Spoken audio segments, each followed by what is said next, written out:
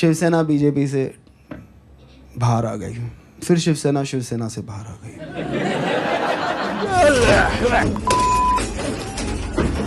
कुणाल कामरा, अब तुम महाराष्ट्र नहीं हिंदुस्तान में भी अभी घूम नहीं सकते। कॉमेडी से क्राइम तक की कहानी के इस वीडियो में आपका स्वागत है और इस वीडियो में हम बात करने वाले हैं कि कॉमेडी पर हंगामा क्यों है बरपा। अगर उसने माफी नहीं मांगी तो मुंबई के शिव सैनिक उसको रास्ते में घूमने को। कुणाल कामरा की नया भारत के नाम से आई वीडियो की एक क्लिप ने पूरा महाराष्ट्र हिला डाला। महाराष्ट्र छोड़िए, देश में कुणाल कामरा की एक बार फिर बातें होने लगी हैं। कुणाल के खिलाफ मामला दर्ज कर लिया गया है और इससे पहले अभी कुछ समय पहले ही की बात कर रहे हैं यहाँ पर कि समय रैना के शो पर भी हंगामा हुआ। इंडियाज गॉट टैलेंट के सारे एपिसोड्स उनको डिलीट करने पड़े। उससे पहले न जाने कितने ऐसे ही कॉमेडियंस विवादों में रहे हैं। तन्मय भट्ट, मुनव्वर फारूकी, वीर दास, यहाँ तक कि कीकू शारदा भी। इस वीडियो में बात करेंगे कि फ्रीडम ऑफ स्पीच पर रूल्स आखिर क्या है, पूरा मामला क्या है और कॉमेडी करना है तो किस हद तक करना है, ये सब कैसे तय होगा। शुरू करते हैं वीडियो को। मेरा नाम है सैयद सोबान, आप देख रहे हैं स्विच। सबसे पहले लेटेस्ट केस की बात करते हैं। कुणाल कामरा ने एक व्यंग किया जिससे महाराष्ट्र के डिप्टी सीएम के ऊपर तंज किया गया और उन्हें गद्दार कहा गया। इसके बाद शिवसेना के कार्यकर्ता आग बबूला हो गए और जहां ये स्टैंड अप शो हुआ था वहां तोड़फोड़ भी मचा दी। उसके भी वीडियो सामने आए थे। तो एक आदमी ने जुबान से किसी का दिल दुखा दिया, दूसरा उस आदमी का नुकसान हुआ। दिल दुखा जिसका कुणाल कामरा के विचारों से कुछ लेना देना नहीं था। उसकी प्रॉपर्टी की बैंड बजा डाली। बात कर रहा हूं the habitat Mumbai, the habitat studio की, उसके मालिक की। इसके बाद बीएमसी ने अवैध निर्माण कह के हथौड़े चला दिए। यहाँ पर एक कहानी सुनाता हूँ। आपने राह पर चलते हुए कई बार देखा होगा कि सड़क पर दो लोग लड़ रहे हैं और एक अमीर टाइप का आदमी दिख रहा है और एक बेचारा रिक्शा चलाने वाला या गरीब टाइप का कुछ आदमी है। अमीर शख्स गाली वाली देकर उसको सुनाकर दो थप्पड़ मारकर आगे निकल जाता है।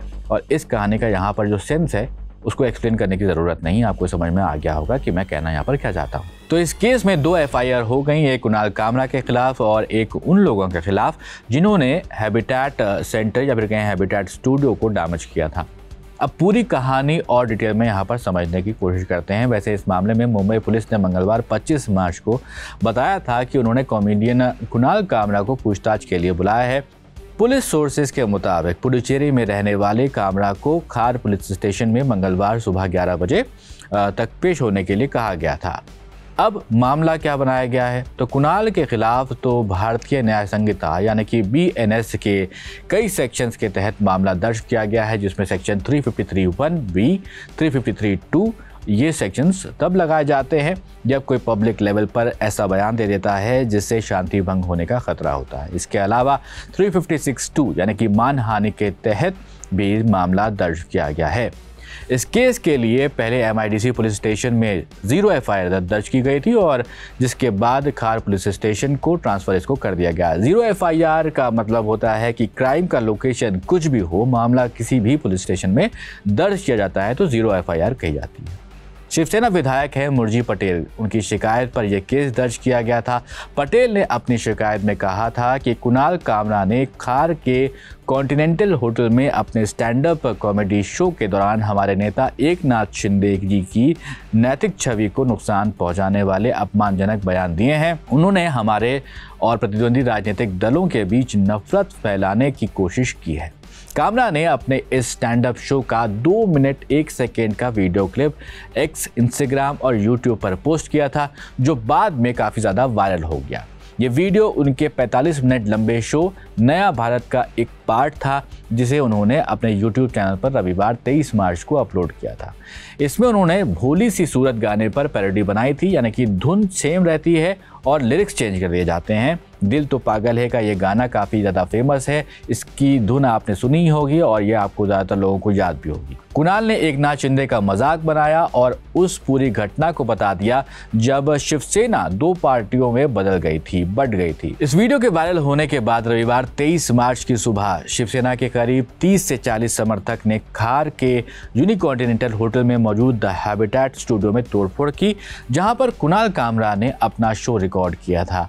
इसके बाद पुलिस ने शिवसेना कार्यकर्ताओं के खिलाफ खुद संज्ञान लिया और केस भी दर्ज किया और उन्हें गिरफ्तार भी किया। हालांकि बाद में अदालत ने उन्हें जमानत पर रिहा कर दिया। कामरा ने इस पूरे मामले पर रिएक्शन दिया और कहा कि मैं माफ़ी नहीं मांगूंगा। कुणाल कामरा ने सोशल मीडिया पर एक बयान जारी करते हुए कहा कि मैं पुलिस और अदालत के हर कानूनी कार्रवाई में पूरा सहयोग दूंगा और साथ ही उन्होंने एक सवाल भी पूछ लिया कि क्या कानून उन लोगों पर भी वैसे ही लागू किया जाएगा जिन्होंने एक मजाक से खफा होकर तोड़फोड़ का रास्ता चुना है। कुणाल कामरा ने कहा कि बिना कोई नोटिफिकेशन के बीएमसी ने हैबिटेट स्टूडियो पर हथौड़े चला दिए।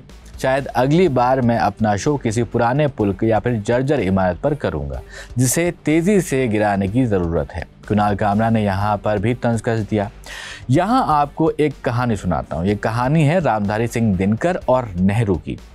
एक बार लाल किले पर कवि सम्मेलन चल रहा था और चीफ गेस्ट के रूप में नेहरू साहब आए हुए थे। दोनों सीढ़ी पर चढ़ रहे थे। मंच पर जाते हुए पंडित नेहरू थोड़ा लड़खड़ा जाते हैं और दिनकर उनको संभाल लेते हैं। नेहरू शुक्रिया बोलते हैं। इसके जवाब में रामधारी सिंह दिनकर कहते हैं कि इसमें शुक्रिया की कोई ज़रूरत नहीं है नेहरू साहब, राजनीति जब जब लड़खड़ाती है साहित्य उसे ताकत देता है। ये भी एक तंज था। ये कहानी खूब फेमस हुई। खैर, वापस कुणाल कामरा पर आते हैं और इस केस के बाद उनको काफ़ी धमकी भरी कॉल्स भी आ रही हैं। उन्होंने अपने सोशल मीडिया पोस्ट पर लिखा कि जो लोग मुझे अनजान नंबरों से कॉल कर रहे हैं उन्हें समझ आ चुका होगा कि ये कॉल सीधे मेरे वॉइसमेल में जाती है जहां उन्हें वही गाना सुनने को मिलता है जिससे वो नफरत करते हैं। कुणाल कामरा मीडिया को भी नहीं छोड़ते हैं। कहते हैं कि जो पत्रकार इस पूरे मामले को कवर कर रहे हैं उन्हें याद रखना चाहिए कि भारत प्रेस फ्रीडम इंडेक्स में 159th रैंक पर है। ये डेटा 180 कंट्रीज का है। अपने पोस्ट में कुणाल ने कहा कि इस मामले को लेकर साफ साफ वो कह रहे हैं कि मैं माफ़ी नहीं मांगूंगा। मैंने कहा है वही जो महाराष्ट्र के पहले उप मुख्यमंत्री अजित पवार ने दूसरे उप मुख्यमंत्री एकनाथ शिंदे के बारे में कहा था। मुझे मॉब का कोई डर नहीं है और ना ही मैं बिस्तर के नीचे छिपकर इस विवाद के ख़त्म होने का इंतज़ार करूँगा। आप यहाँ पर देखें तो इस मामले पर लगातार नई जो क्लिप्स हैं वो लगातार वो डालते जा रहे हैं और उनके वीडियो भी खूब वायरल हो रहे हैं, देखे जा रहे हैं। लोग पैसे भी भेज रहे हैं उनके कमेंट सेक्शन में। अगर आप देखेंगे कुणाल की तारीफें भी की जा रही हैं। अब मुख्यमंत्री फडणवीस ने इस मामले पर क्या कहा था, तो उनका कहना था कि ये लो लेवल की कॉमेडी है, कुणाल कामरा को माफ़ी मांगनी चाहिए। इसके अलावा महाराष्ट्र के डिप्टी सीएम एकनाथ शिंदे का इस पूरे मामले पर कहना है कि वो जो तोड़ फोड़ हुई है उसको वो सपोर्ट नहीं करते हैं, लेकिन पार्टी वर्कर्स के सेंटिमेंट्स होते हैं जिसकी वजह से हर एक एक्शन पर रिएक्शन हो जाता है। इसके बाद उन्होंने ये भी कहा कि किसने कुणाल कामरा को सुपारी दी है कि उनको वो टारगेट करें, यानी एकनाथ शिंदे को वो टारगेट कर रहे हैं। ऐसा नहीं है कि पॉलिटिशियंस पर पहली बार किसी ने कमेंट किया हो। इससे पहले भी कई मामले सामने आ चुके हैं जिसमें कवि अपनी कविताओं के माध्यम से उनके जरिए तंज कसते हैं पॉलिटिशियंस के ऊपर। इसमें कुमार विश्वास, राहत इंदौरी, सुरेंद्र शर्मा जैसे कई नाम शामिल होते हैं। लेकिन सवाल ये कि हम जिस देश में रहते हैं वहाँ आप आज़ाद हैं, फ्रीडम ऑफ स्पीच हमारे कानून है। यहाँ लोग सवाल कर रहे हैं कि ये तो अभिव्यक्ति की आज़ादी पर हमला किया जा रहा है। तो सवाल अब यहाँ पर यह बनता है कि हमारे देश भारत में अभिव्यक्ति की स्वतंत्रता यानी कि फ्रीडम ऑफ स्पीच का आखिर मायने क्या है, कानून क्या कहता है। फ्रीडम ऑफ स्पीच का मतलब है कि हर एक इंसान को अपनी राय रखने, अपने थॉट्स प्रेजेंट करने और अपनी बात कहने का पूरा अधिकार है। हम भारत में रहते हैं और जहां आज़ादी है, डेमोक्रेसी है। हमारे देश में दूर दूर तक अफगानिस्तान की तरह का तालिबानी शासन नहीं है कि क्या पहनना है, क्या खाना है, क्या कहना है, क्या करना है, इस पर कोई भी पाबंदी नहीं है। हमारे देश भारत में ये राइट भारत के कॉन्स्टिट्यूशन के आर्टिकल 19(1)(a) में साफ साफ लिखा गया है। इसको और डिटेल में समझते हैं तो इस कानून के तहत भारत के हर नागरिक को बोलने और लिखने की आज़ादी है। कोई भी व्यक्ति अपने विचार बोलकर, लिखकर या फिर किसी और तरीके से जाहिर कर सकता है। इसके अलावा अखबार, टीवी, सोशल मीडिया के जरिए भारतीय नागरिक को सच बताने की आज़ादी भी होती है। फिल्म, गाने, किताबें, नाटक के जरिए लोग अपनी भावनाएं व्यक्त कर सकते हैं। यही नहीं, शांतिपूर्ण विरोध करने का भी अधिकार भारत के नागरिकों को मिला हुआ है। लोग सरकार या फिर किसी नीति, पॉलिसी के खिलाफ शांतिपूर्ण तरीके से अपनी असहमति दिखा सकते हैं। लेकिन यहाँ पर आपको बता दें कि कुछ एक्सेप्शंस भी मौजूद हैं। ऐसा नहीं है कि आप आज़ादी को बेढंगी तरीके से इस्तेमाल करने लगी। अभिव्यक्ति की स्वतंत्रता पूरी तरह से लिमिटलेस नहीं है। सरकार कुछ सिचुएशंस में इस पर सीमाएं लगा सकती है। जैसे देश की सुरक्षा का मामला हो, कोई ऐसा बयान जो देश की एकता को खतरा में डाले, उस पर कार्रवाई हो सकती है।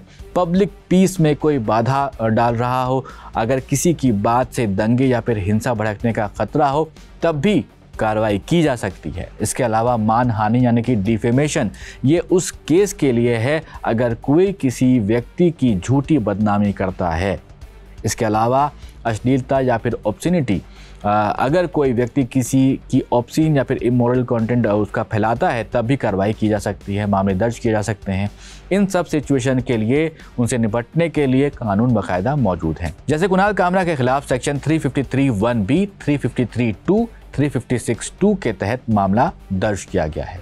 हमारे देश में फ्रीडम ऑफ एक्सप्रेशन एक फंडामेंटल राइट है, लेकिन इसका सही तरीके से इस्तेमाल करना भी ज़रूरी है ताकि इससे किसी दूसरे को कोई भी परेशानी ना हो। हमारे संविधान में कुछ अमेंडमेंट्स हुए थे। जो पहले अमेंडमेंट थे, आर्टिकल 19 में भी इसमें बदलाव किए गए थे। अभिव्यक्ति की स्वतंत्रता पर कुछ न्यायिक प्रतिबंध लगाए गए थे ताकि सार्वजनिक शांति, देश की सुरक्षा और शालीनता लगातार बनी रहे। तो ये जो पूरा मामला था कुणाल कामरा केस का, अगर आप देखें तो यहाँ पर हमने आपको समझाया है क्या विवाद है। इन्वेस्टिगेशन अभी चल रही है, लेकिन आपकी राय क्या है ज़रूर हमें कमेंट बॉक्स में बताइएगा इस पूरे विवाद के ऊपर। और ऐसे ही वीडियोज़ के लिए आप देखते रहिए स्विच।